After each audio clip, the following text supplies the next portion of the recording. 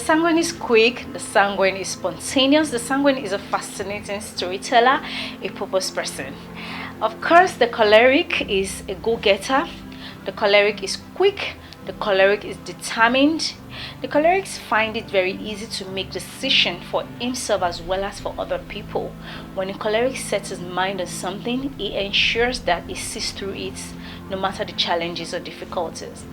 And of course, the melancholic is analytical, the melancholic is detailed, the melancholic asks the highest intelligent questions, and they are gifted perfectionists.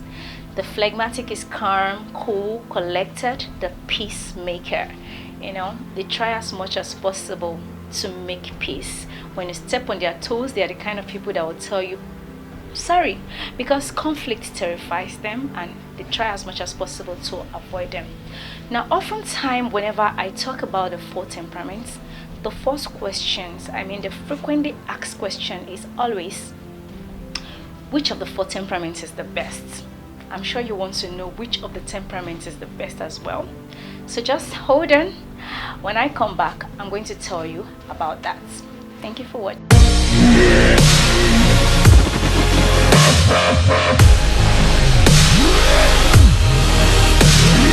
Alright, in case you're wondering what I've been talking about, what I just explained, not quite long, is the summary of all the four basic temperaments as discussed on the previous episodes. So the four basic temperaments, that's the sanguine, the choleric, the phlegmatic, and the melancholic. So what I just explained is the summary of the four temperaments.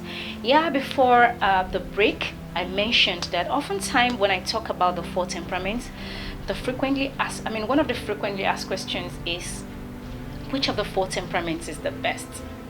Now, the truth is, no temperament is inferior to another, and there is no temperament that is superior to another. God has created us wonderfully well, and you are the best version of yourself. So if you are sanguine, you are purposely created that way to fulfill purpose. If you are melancholic, the same thing applies to you, choleric and phlegmatic. Now, the beautiful thing is, just imagine if God had made us all sanguine in the entire world.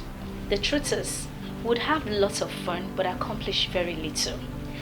And if we were all created as choleric, definitely we all would be set to lead, but impatient that no one will be willing to follow. How does that sound to you? And what if we're made melancholic? If we all are made and created as melancholic, I bet you know that we would have been so organized and chatted, but we won't be very cheerful. And how about every one of us being created as phlegmatic?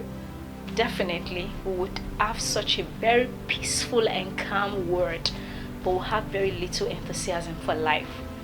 So that shows why God created us in different way. Diversity, they say, variety is the spice of life, and I believe that is why we are created differently.